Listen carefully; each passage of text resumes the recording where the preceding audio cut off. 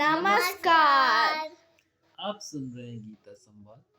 पिछले श्लोक में हमने देखा कि राजा धृतराष्ट्र ने संजय से पूछा कि कुरुक्षेत्र में एकत्र हुए कौरव और पांडव क्या कर रहे हैं।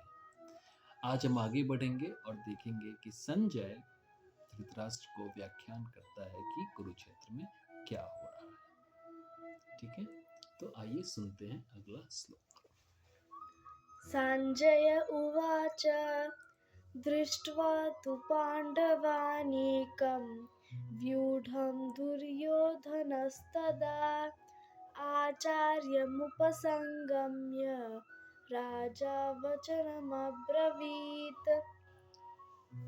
तो आइए सबसे पहले इस श्लोक का शाब्दिक अर्थ समझते हैं, जिसमें संजय उवाच मतलब संजय कहते हैं।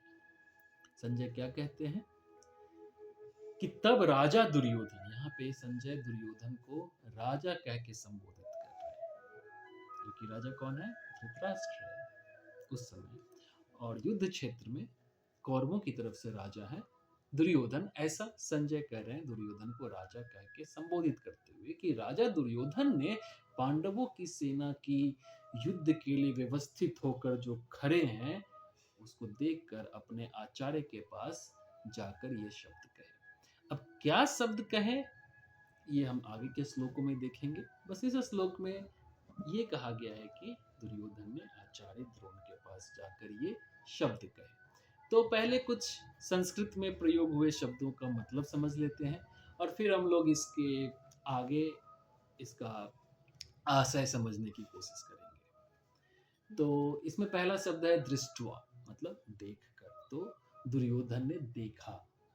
कैसे वो जो सेना है पांडवों की खड़ी है व्यूह रचना में, उसको देखा। तो देखकर पांडवनीकम मतलब पांडवों की सेना, व्यूढ़म जो बात हो रही है युद्ध के लिए व्यवस्थित सजाई हुई सेना है। वो ऐसे नहीं कहीं खड़े हैं कि कोई ऐसे ही खड़ा होकर गप मार रहा है, कोई उधर झुंड बना के खड़ा है। सेना एक व्यवस्थित तरीके से खड़ी है युद्ध के लिए। फिर दुर्योधना, दुर्योधन, आचार्यम मतलब आचार्य या गुरु या टीचर, उपसंगम्य मतलब पास जाकर। तो दुर्योधन पास जाते हैं गुरु द्रोणाचार्य के और वचनम अब्रवीत मतलब ये शब्द कहे। तो श्लोक का सीधा मतलब तो हम लोग समझ ही चुके हैं शाब्दिक अर्थ के। पांडवों की सेना को युद्ध में व्यवस्थित तरीके से खड़े देखकर दुर्योधन अपने गुरु द्रोण के पास गए और ये शब्द कहे, राजा दुर्योधन। तो यहाँ पे दो तीन सवाल हैं जो बहुत ही स्पष्ट हैं, जो हम समझने की कोशिश करेंगे आगे। पापा, अगर भीष्म पितामह कौरवों के सेना के सेनापति थे तो दुर्योधन द्रोणाचार्य के पास क्यों गया? बिल्कुल, ये पहला प्रश्न है इस श्लोक का कि भाई सेना है, युद्ध का मैदान है और वहां पे जो राजा है कौरवों का वो अपने सेनापति के पास नहीं जाता है और गुरु के पास जाता है। आखिर इसने ऐसा क्यों किया? तो जैसा हमने पहले श्लोक में देखा कि कुछ बातें हैं जो श्लोक में लिखी हुई हैं और दूसरी होंगी जो उन बातों की हम व्याख्या करेंगे। तो श्लोक में स्पष्ट रूप से तो ये नहीं लिखा हुआ है कि आखिर दुर्योधन गुरु द्रोण के पास क्यों गया, जबकि भीष्म पितामह उसके सेनापति हैं। भीष्म पितामह बहुत ही महान योद्धा है, मतलब उनके पास इच्छा मृत्यु का वरदान है। पांडवों को ही पता है कि जब तक भीष्म पितामह कौरवों के साथ खड़े हैं, कौरवों को हराना मुश्किल ही नहीं नामुमकिन है, सबको पता है। बट फिर भी वो भीष्म पितामह के पास ना जाकर द्रोणाचार्य के पास जाते हैं। तो इसका संभावित बहुत सारा व्याख्या बहुत सारे टीकाकारों ने किया है। एक व्याख्या ये भी हो सकती है कि शायद दुर्योधन को कोई युद्ध संबंधी सलाह नहीं चाहिए था, रणनीति के बारे में नहीं जानना था, शायद वो द्रोणाचार्य को उकसाने गए हो। या ये भी कह सकते हैं कि वो द्रोणाचार्य को ये उनको द्रोणाचार्य पे शायद वो भरोसा भी नहीं था कि भाई इनका जो प्रिय शिष्य है अर्जुन वो पांडवों की तरफ खड़ा है, क्या पता द्रोणाचार्य का इरादा बदल जाए, वो मन से ना लड़े। तो हो सकता है वो द्रोणाचार्य को युद्ध के लिए थोड़ा उत्साहित करने गया हो।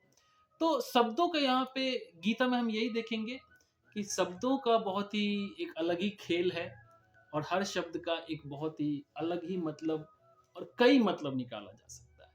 तो आगे के श्लोकों में हमको ये बेहतर समझने का मौका मिलेगा। क्या दुर्योधन पांडवों की सेना देखकर डर गया था?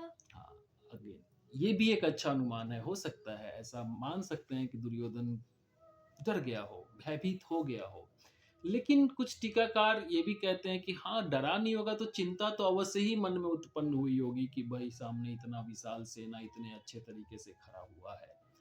लेकिन यह फिर एक व्याख्या है, श्लोक में स्पष्ट रूप से ऐसा तो नहीं कहा गया है। तो गीता पढ़ने की या जिंदगी में किसी भी चीज को पढ़ने की ना ये एक हमारी आदत होनी चाहिए कि वास्तविकता क्या है, वास्तविकता मतलब श्लोक में क्या लिखा है, शाब्दिक रूप से क्या लिखा है, जिसको अंग्रेजी में कह सकते हैं कि व्हाट आर द फैक्ट्स। तो अगर फैक्ट्स कहता है वो एक तरफ और दूसरी उन फैक्ट्स की व्याख्या, यानी कि जो लिखी हुई है उसकी हम व्याख्या करते हैं, वो दूसरी तरफ, दोनों में अंतर हमें समझ में आना चाहिए।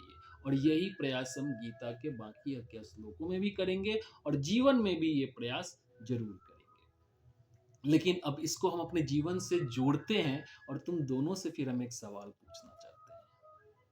रेडी? ओके, तो सोचो कि तुम्हारी जिंदगी में बहुत कठिन परिस्थिति आ जाए, सामने बहुत ही मुश्किल हालात हो, तो तुम्हें क्या करना चाहिए? मेरा मतलब है कि एकदम सामने मुश्किल हालात आया और हम तुरंत प्रतिक्रिया दे दें, या सोचें समझें, पहले देखें और उसके बाद प्रतिक्रिया दें, क्या करना चाहिए अनवी हमें? मुझे लगता है कि किसी मुश्किल समय में हमें पहले ध्यान से देखना और समझना चाहिए, फिर निर्णय लेना चाहिए। बिल्कुल बिल्कुल। और आदि? हमें यह नहीं मान लेना चाहिए कि सामने वाला क्या सोच रहा है। हमें पहले तथ्य देखना चाहिए और फिर अपनी राय बनानी है। बिल्कुल। तो यहाँ पे इस श्लोक से ये दो चीजें बहुत ही स्पष्ट हैं कि पहली बात, कितना भी मुश्किल परिस्थिति हो, पहले देखो, ध्यान से देखो, समझो। और जो इस श्लोक में बेहतर समझ में आता है कि दुर्योधन पहले पांडवों की सेना की व्यूह रचना को देख रहा है, समझ रहा है, अभी प्रतिक्रिया नहीं दे रहा है। उसके बाद वो क्या कर रहा है, अपने गुरु के पास जाके बात कर रहा है। और दूसरी चीज जो आदि तुम कह रहे हो बिल्कुल सही कि भाई तथ्य क्या कहते हैं, श्लोक के तथ्य क्या कह रहे हैं कि दुर्योधन डर गया था, तथ्य तो ऐसा नहीं कह रहे हैं। लेकिन हाँ, व्याख्या ये अवश्य हो सकती है, डरा नहीं तो चिंता तो अवश्य ही उत्पन्न हुई होगी उसके मन में।